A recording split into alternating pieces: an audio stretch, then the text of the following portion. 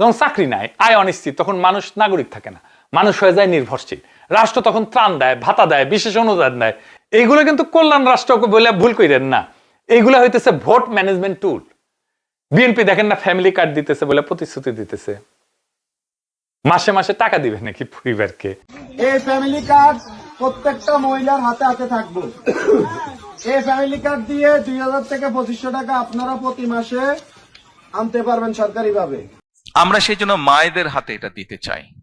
মা এই অর্থটা দিয়ে তার সন্তানদের স্বাস্থ্য যেরকম খেয়াল রাখতে পারবে, একই সাথে সে তার লেখাপড়া, বাচ্চাদের লেখাপড়ার দিকে মনোযোগ দিবে। আপনাদের জন্য ফ্যামিলি কার্ড করা হয়েছে, ফ্যামিলি কার্ড।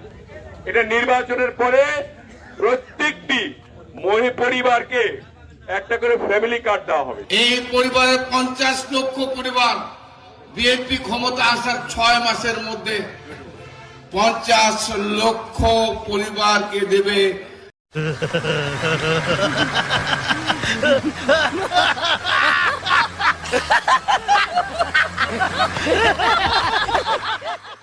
টাকা আসবে কোত্থেকে? টাকাটা যে দিবে ওই টাকাটা আয় হবে কোত্থেকে?